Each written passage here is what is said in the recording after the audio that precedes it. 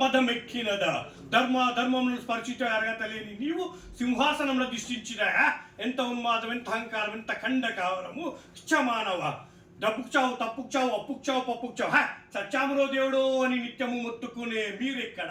మీ జనన మరణములను మునివేలతో నిర్ణయించు మేమెక్కడ? మీ మానవ జాతి అల్పము, స్వల్పము, ఏహము, నీచము. అట్టి నీచ జాతిని జరించిన నీవు నరకాధిపతి అగుటయా? అసంభవం. వృధా ప్రయత్నములు మాని యమదండనకు సిద్ధం కమ్ము. తల వంచి మొక్కుడే దిక్కురా మీ నీచ మానవ జాతి.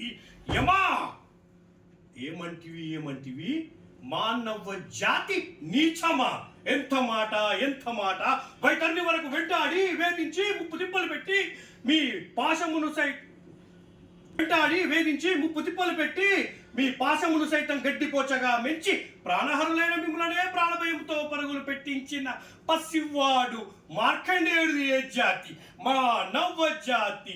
నీచమన్న మా జాతి మునమున ఏనాడో అప్రతిష్ట మూట కట్టుకున్న మీరు నేడు జాతి అని మమ్మల్ని చేయట ఎంత వేగం, ఎంత జ్ఞానం, ఎంత గుస్సంస్కారము! నేటి నుంచి దేవుడు అదుకుడు, నరుడు అదుడు అన్న కించ భావాన్ని కూకటి వెలతో సైతం పగిలించి వేసదా. మొక్కులు పొందే ముక్కుడు దేవతలు, దిక్కులు లేస్తే దిప్పాలకులు, మనగడనిచ్చే పంచభూతములు జహానరుడాన్ని హర్షించే విధంగా సింహాసనం దృష్టించడ.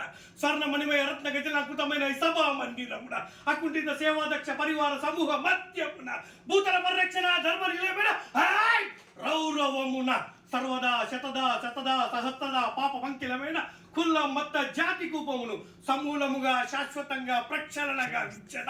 Any doubts? అద్భుతంగా చేశారు.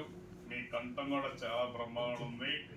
మీరు రానులో ఒక మంచి స్టేజ్ ఆర్టిస్ట్ అవ్వాలని కూడా ఈ సందర్భం తెలియజేసుకుంటున్నాను. బాగుందండి. మీరు ఎప్పుడైనా సరే